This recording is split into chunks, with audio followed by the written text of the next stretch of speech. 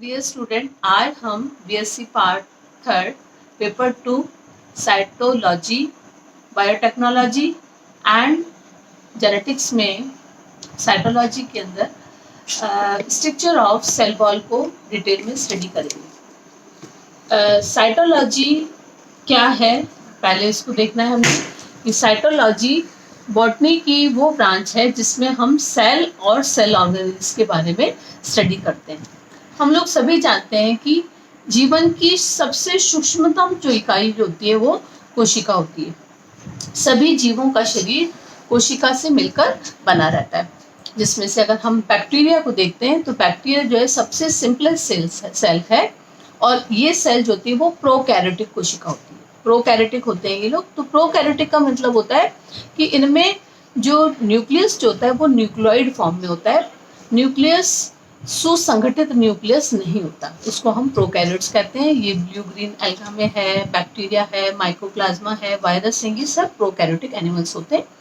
और eukaryotic animals में सुसंगठित केंद्रक पाया जाता है और उनमें विभिन्न प्रकार के कोशिकांग पाए जाते हैं। तो जो हम ये पेपर पढ़ रहे हैं वो है साइटोलॉजी। साइटोलॉजी मतलब study of cell and cell organelles पढ़ने। आज इस साइटोलॉजी के इस पार्ट में हमको पढ़ना है structure of cell wall, structure and function of cell wall. कोशिका की अगर हम देखते हैं तो कोशिका की बाहरी परत जो होती है वो जो निर्जीव परत जो होती है वो सेल वॉल कहलाती है। प्लांट सेल के अंदर दो प्रकार की वॉल्स होती हैं। बाहर की तरफ जो निर्जीव वॉल होती है उसको हम सेल वॉल कहते हैं और सेल वॉल के अंदर की तरफ जो जीवित मेम्ब्रेन पाई जाती है उसको हम प्लाज्मा मेम्ब्रेन कहते हैं। सेल वॉल जो है उसको वो एक निर्जीव वॉल है और ये जो वॉल है ये सबसे बाहर की तरफ है। ये ही प्लांट का मेन कैरेक्टरिस्टिक फीचर है। प्लांट सेल में ही सेल वॉल पाई जाती है और इस प्लांट सेल इसलिए प्लांट सेल का मेन कैरेक्टरिस्टिक फीचर है प्रेजेंस ऑफ सेल वॉल। ये जो सेल वॉल है वो नॉन लिविंग है और ये कठोर होती है और सबसे सुदृढ़ बाहरी आवरण होती है। कोशिका भित्ति की उपस्थिति सबसे पहले रॉबर्ट हुक ने दी थी। इन्होंने 1965 में कॉर्क की कोशिकाओं में बताया कि उनमें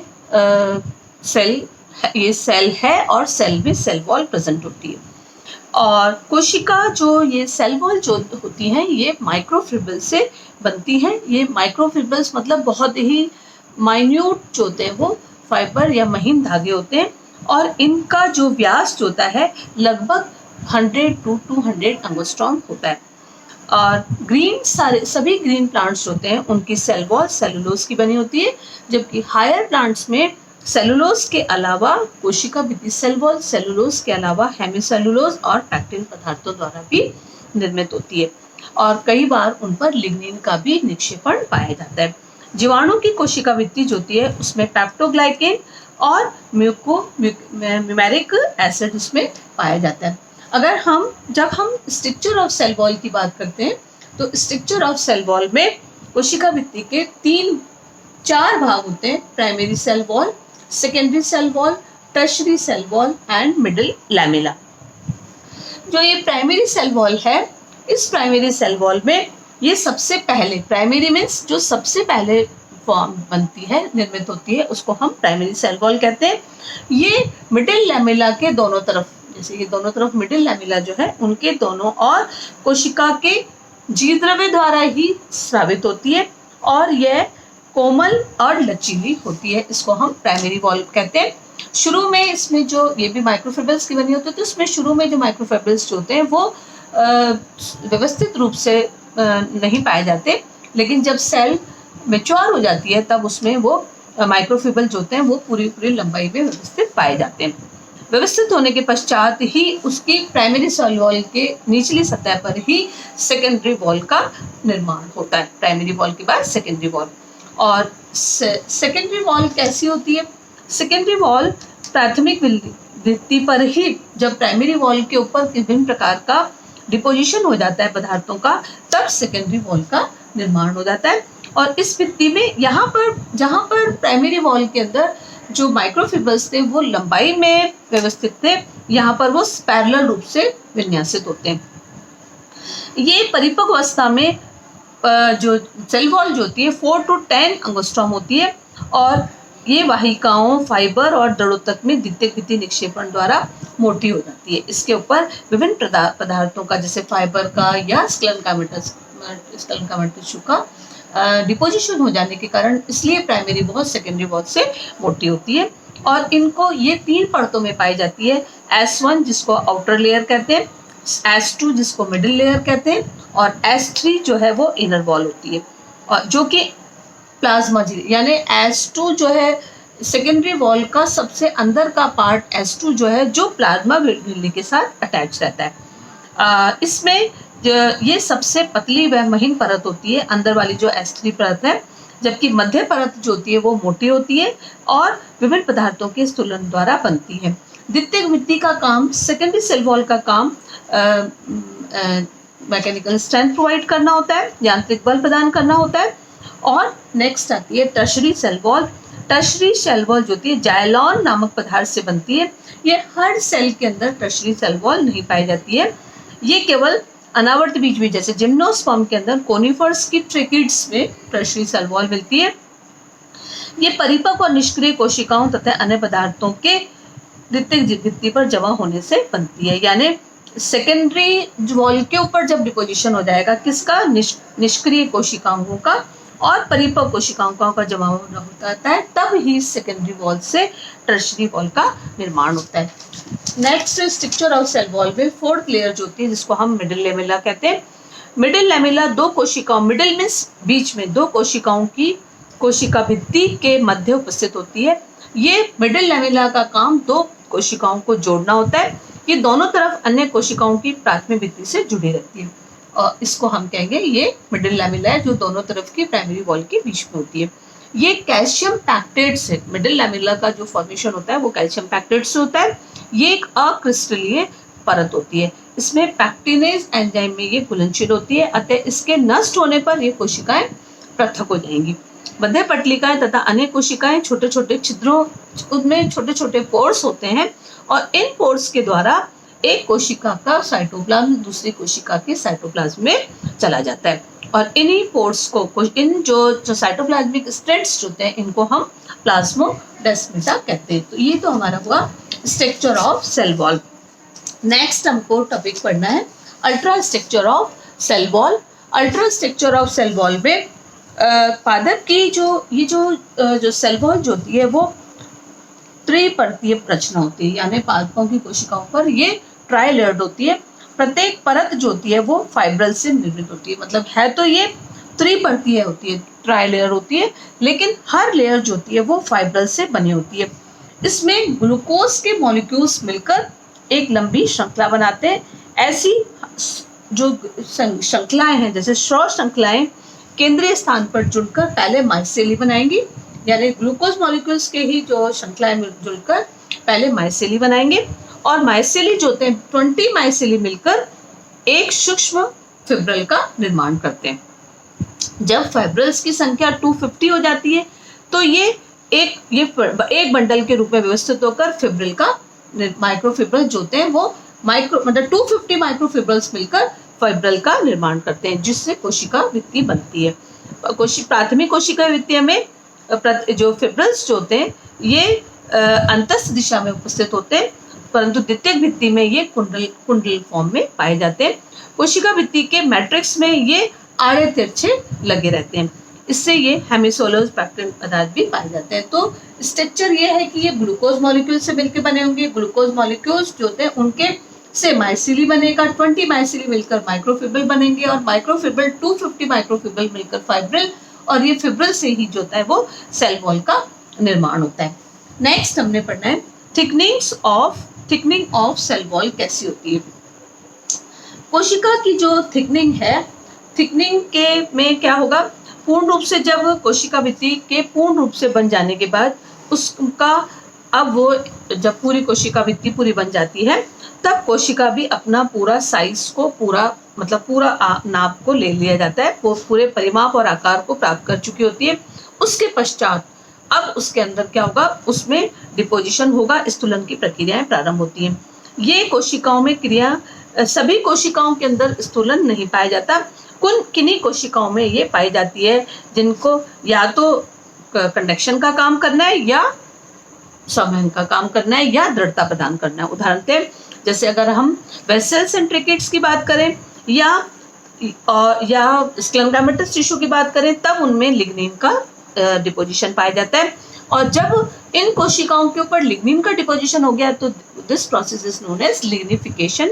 उस प्रोसेस को हम लिग्निफिकेशन कहते हैं। लिग्निन जो होता है वो पूरी भित्ति के अंदर समान रूप से एकत्रित होकर समान रूप से व्यवस्थित नहीं होता, वितरित नहीं होता, बल्कि विशिष्ट स्थलों पर ही एकत्रित होता है। स्खलन का मतलब है सेल में ये समान रूप से स्थूलित रहता है, समान रूप से जमा हो जाता है।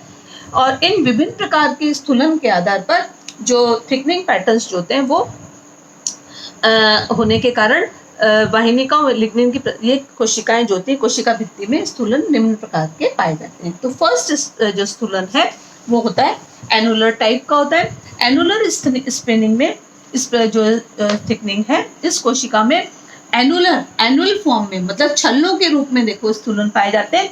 कोशिका की भीतरी सतह पर लिग्निन स्ट्रिप्स, लिग्निन जो पाया जाएगा वो स्ट्राइप्स के रूप में पाया जाता है, गोल घेरे के रूप में जमा होता है, इसलिए इसको एनुलर थिकनिंग कहते हैं।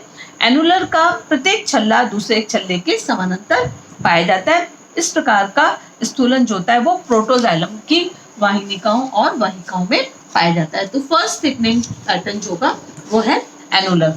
नेक्स्ट होता है स्पाइरल। जैसे ये आपको डायग्राम में दिख रहा है कि लिग्निन का स्थूलन जब सर्पिलाकार पट्टिका के रूप में होता है तब हम उसको स्पाइरल थिकनिंग कहते हैं। और ये स्पाइरल थिकनिंग भी प्रोटोजाइलम की वेसल्स एंड ट्रिकेट्स में पाई जाती है। अगली तीसरा जो थिकनिंग पैटर्न है वो कहलाएगा स्क्लेरिफॉर्म, जिसको सीढ़ीनुमा भी पैटर्न कहते हैं। इसमें स्थूलन जो होता है वो पट्टियों के रूप में पाया जाता है और ये पट्टियां एक दूसरे के समानांतर पाई जाती हैं, किंतु ये लंब अक्ष के समकोण पर भी स्थित होता है। ये स्थूलन जो होता है वो स्क्लेरिफॉर्म कहलाता है या सीढ़ीनुमा स्थूलन कहलाता है। फोर्थ टाइप जो होता है वो रेटिकुलेट या जालिकावत, जैसा डायग्राम में आपको दिख रहा है। इसमें लिग्निन की जो पट्टियां हैं वो आड़ी तिरछी पाई जाती हैं और एक दूसरे से जुड़ी भी दिखाई देती हैं और इस प्रकार से एक दूसरे से जुड़कर ये एक प्रकार का नेट बना लेती है, रेटिकुलेट फॉर्मेशन में पाई जाती है। नेक्स्ट जो थिकनिंग होती है उसको हम पिटेड कहते हैं, गर्तीय होती है। गर्त में जब स्थूलन जो होता है, जब जालिकावत स्थूलन जो होता है बहुत अधिक संघनित हो जाता है, गर्त में भित्ति पर लिग्निन जो होता है वो एक समान रूप से निक्षेपित होता है और पूरी भित्ति स्थूलित हो जाती है। कई जगह पर ये खाली स्थान भी छूट जाते हैं। ऐसे स्थानों पर लिग्निन छूट जाएगा, लिग्निन का दूसरी तरफ तो है लेकिन कहीं पर नहीं है, इसलिए वो पिट कहलाता है, वो स्थान पिट कहलाएगा और इसलिए इसको पिटेड थिकनिंग कहते हैं। और इस प्रकार से ये पिट्स जो होते हैं वो दो प्रकार के पिट्स मिलेंगे, सिंपल पिट एंड बॉडेड पिट। सिंपल पिट जो होता है वो गोल या अंडाकार दिखाई देता है। गर्त जिस भित्ति पर बनते हैं उसके साथ की दूसरी कोशिका भित्ति पर भी पाए जाते हैं, ये पेयर में भी पाए जाते हैं और इनको हम मतलब ये पेयर में हो गए तो पिटेड पेयर्स जो होती है मिडिल लेमेला के को केवल अलग करती है। और इसके बाद नेक्स्ट आता है बॉडेड पिट। बॉडेड पिट का मतलब होता है जब गर्त जो होता है वो इसके अंदर क्या होगा, सामान्य गर्त में तो गर्त की पूरी गहराई तक समूचा क्षेत्र दिखाई देता है, लेकिन जो बॉडेड पिट होता है उसमें कोशिका भित्ति में गर्त कला तक अंदर की ओर गहराई का व्यास बढ़ जाता है। इसके अंदर पिटेड है क्योंकि पिट जो है वो चारों तरफ से कब बॉर्डर्ड हो गया, इसलिए इसको बॉर्डर्ड पिट कहेंगे। सरल गर्त पर मध्य पटलिका और प्राथमिक भित्ति उपस्थित रहती है जिसे गर्त झिल्ली कहते हैं और परिवेशित गर्त में द्वितीयक भित्ति भी पाई जाती है और इस प्रकार से इसको हम जो ये सेकंड पिट की जो टाइप है वो बॉर्डर्ड पिट कहलाएगा। और इस प्रकार के गर्त का सबसे छोटा भाग बीच में दिखाई देता है और भित्ति का भीतरी ऊपरी निलंबित भाग एक सीमा के रूप में पाया जाता है, इसलिए इसको हम ये अंदर दिख रहा है गर्त और इसकी पूरी चारों तरफ से इसकी बॉर्डर बना हुआ है, इसलिए इसको बॉर्डर्ड पिट कहेंगे। परिवेशित गर्त में गर्त झिल्ली स्थूलित होती है। फूली हुई जो स्थूलित जो पार्ट होता है वो उसका टोरस कहलाता है। गर्त जो होता है दो कोशिकाओं के मध्य विसरण का भी काम करता है और इससे तरल पदार्थ जो होते हैं वो एक स्थान से दूसरे स्थान पर चले जाते हैं। और इसके बाद नेक्स्ट हमने पढ़ना है कि फंक्शन ऑफ सेल वॉल क्या होता है। फंक्शन ऑफ सेल वॉल के बाद में हम ये फंक्शन में देखते हैं कि कोशिका भित्ति का मुख्य काम तो क्या है, क्योंकि उसमें विभिन्न प्रकार का स्थूलन पाया जाता है। तो कोशिका का मेन काम, क्योंकि बाहर की तरफ वॉल है, तो इसका काम सबसे पहले कोशिका को सुदृढ़ बनाना होता है, मतलब स्ट्रॉन्ग बनाना है, स्ट्रेंथन बनाना है। ये पौधों को दृढ़ता प्रदान करती है। संवहनी पादों में स्थूलित भित्ति स्तंभ को सुदृढ़ और मजबूत बनाते हैं। तो मतलब सेल वॉल का मेन काम प्लांट को, जो कोशिका को स्ट्रेंथ प्रोवाइड करना है, सुदृढ़ और मजबूत बनाना है। कोशिका भित्ति स्वयं तो निर्जीव पदार्थों की बनती है और उसकी सुरक्षा भी करती है, लेकिन मजबूती देती है, परंतु स्वयं जो होती है वो निर्जीव होती है। बनेगी तो सजीव पदार्थों से, लेकिन खुद जो होती है वो स्वयं नॉन लिविंग होती है और इसका काम प्रोटेक्शन प्रोवाइड करना होता है। थर्ड पार्ट जो होता है, कोशिका भित्ति जो होती है परमेबल मेम्ब्रेन है। परमेबल मेम्बर मतलब ऐसी मेम्ब्रेन जो सॉल्यूट एंड सॉल्वेंट दोनों को ही अपने में से आने जाने के लिए अलाउ कर रही है, आवागमन के लिए। अब उसको आवागमन, इसलिए इसको ये परमेबल मेम्ब्रेन है, यानी सेल वॉल के थ्रू सॉल्यूट हो या सॉल्वेंट दोनों ही उस कोशिका के अंदर भी जा सकते हैं और बाहर भी जा सकते हैं। फोर्थ इसका फंक्शन है कि कोशिका भित्ति की प्रकृति कोलाइडल होने के कारण ये जल का अंतः शोषण करने में भी काम करती है। तो फंक्शन ऑफ सेल वॉल के 4 फंक्शन हो गए। ये स्ट्रेंथ प्रोवाइड करती है, कोशिका को प्रोटेक्शन देती है, खुद नॉन लिविंग होती है, परमीबल मेम्ब्रेन होने के कारण सॉल्यूट एंड सॉल्वेंट दोनों को ही कोशिका के अंदर आने के लिए अलाउ करती है, नेचर कोलाइडल होने के कारण इसका काम इम्बाइबिशन होता है। Thank you.